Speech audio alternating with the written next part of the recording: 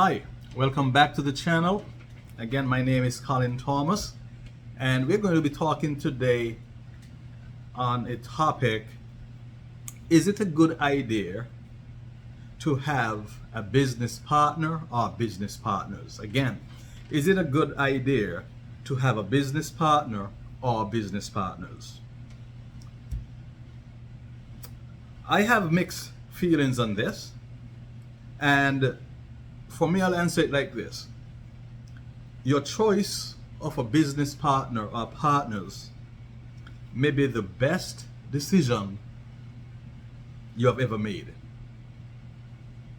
On the other hand, your choice of a business partner or partners may be the worst business decision you have ever made. That's just the truth about it. So now, as a small business owner, I must say up front that I am in a partnership. So we own our business. One of our businesses, Collin Analyticals, is a joint partnership.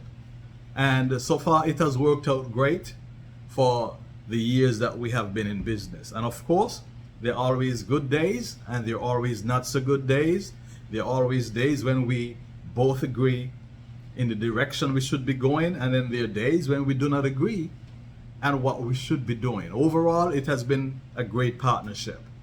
But your choice of a partner really determines or is a significant determinant in how well you do in business or how well you do not do in business.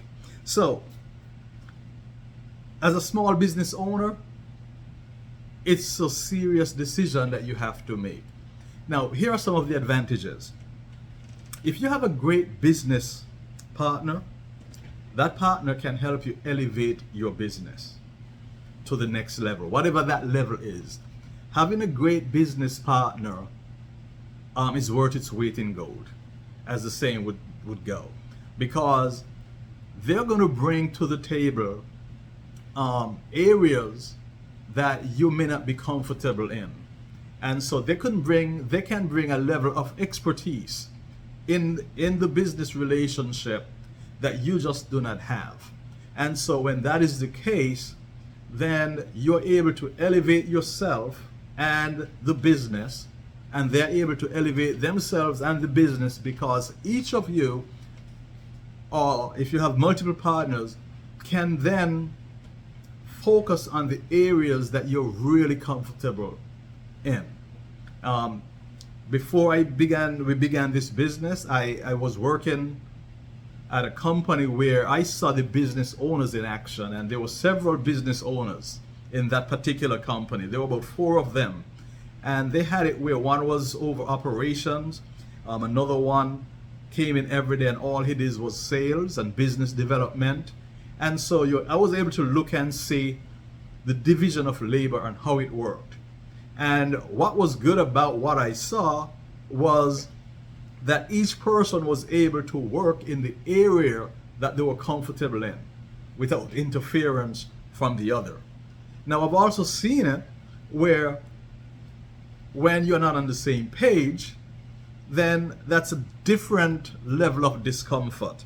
And so again, if you have a great business partner, that person can elevate the business because they can bring a level of expertise to the business that you may not have in a particular area. The other thing is, a great business partner would help facilitate the scaling of the business. So again, this dovetails directly with that first point. When you have both business partners or partners that are in sync with each other, your business can scale much faster simply because it's a division of labor. The other point is, it's also a division of cost. And so you're able to share the cost, you're able to share the burden of ownership. And what's not often talked about, especially with small business, is the mental aspect of owning a business. When it's you alone or it's you and a partner, you have that entire business, the good and the bad of it, that is part of how you process and what you process. You process the good points, you process the bad points, and that can be stressful. And a lot of times, that part of the business is not talked about, in my opinion, enough. But business ownership can be stressful. And when you have a business partner, sometimes that can help to alleviate certain stress points and certain stress factors. Because again, let's go back to the example of sales.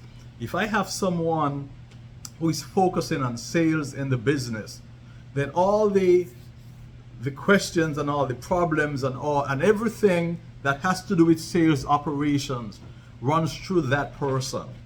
I can, for the lack of a better word, divorce myself, or as a business partner, you can remove yourself from that aspect and let that partner bear the brunt or bear the burden or bear the joy, I should say, of that aspect of the business. And then if you're focused on operations, then you can again bear the brunt of the issues that has to do with operations. You can take the joy that comes with it. And so mentally, you have now divided your stress between two people. If you're sole owner, then what happens is everything flows through you. You have to answer every question. And so now it behoves you as that owner that now you have to put systems in place to help alleviate those stress. But a partner, a good partner, definitely helps in the alleviation of your mental stress. And that needs to be addressed and talked about a little bit more when it comes to business ownership. Now, so that's the good points of having a great business partner. Those are some of the good points. And again, there are many more we can go into. But those are some of the good points that we can talk about when it comes to the decision of having business partners. Well, what are some of the downsides to having a business partner? One, a bad business partner may lead to growth and profit stagnation in your business. There is a saying that says in business, if you are not growing, you are dying. And that is true, because you can become complacent with just doing the same thing and making the same revenues year after year. Again, as a small business owner, I know what that is like.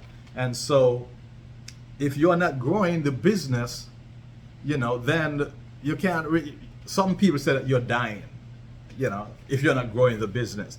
So, but a bad business partner, if they're preventing you from growing the business, then that's a problem. That's a problem that you wish that you did not have. A bad business partner may actually lead to closure of the business. And many partnerships, many businesses sometimes go out of business, not because the business model itself was bad, not because the industry in which you're operating was not vibrant, not because you did not have customers that wanted your service. Sometimes it's simply because your partner and yourself could not see eye to eye in terms of where to take the business. It could be that sometimes your partner and yourself could not determine what is the right strategy for the business. What are the right tactics in terms of executing the strategies that you may have for your business. The fact is, if you do not have a shared vision and a shared passion for your business, when you have a business partner, it's almost detrimental, because at some point, the person with the least passion or the least concern about the business will no longer begin to pull their weight. And so you're going to have frustration because you're not growing as fast as you want to grow. You're not executing as well as you want to. And so that may lead to frustration. And then that goes right back into the mental aspect, where that frustration may boil over. And now you're having issues with, you may have good products, you may have customer service, you may have great employees, but because you as the owners do not get along, that seeps into your business and can destroy your business. Now, so again, in the next video, when I do the other video, we're going to get into a little bit more as to how do I choose, what are some of the questions you should ask your business, a potential business partner. I think, you know, sometimes we go into business simply because we need someone who has capital, and that may not be the best idea. Simply because someone has capital to bring to the table may not be the best fit. And so the next video I want to talk about evaluating and assessing potential business partners. It's almost like a prenup for business, and that is something that I think that should be covered at the beginning of the process, as opposed to dealing with the frustrations during business operations and at the end of a business cycle. So if you can get the partnership right, or at least if you can have the honest, brutal discussions that you need to have at the beginning of the process, you're going to have a great feel for who your partner is, what they can bring, what their passions are, what their skill sets are, and you're going to know whether or not you're complementary to each other. And if you're not, then that is something you may have to get and step back and make an evaluation and figure out whether or not you need to go forward by yourself, or make the decision to have a business partner. Regardless of what decisions you make, either way, you're going to be impacted. Your business is going to be impacted. And you're not going to know until you make that decision. So, now if you have liked the content of this video, again, I almost always forget to ask that you subscribe and like, share a comment. And if you have a comment, I'll be happy to address it in one of the upcoming videos. So, again, for the next video, we want to get into a little bit more as to what are some of the questions, the discussions that you should have with potential business partners before you go into business with a potential business partner. All right, have a great day, have a great night. See you again on the next video.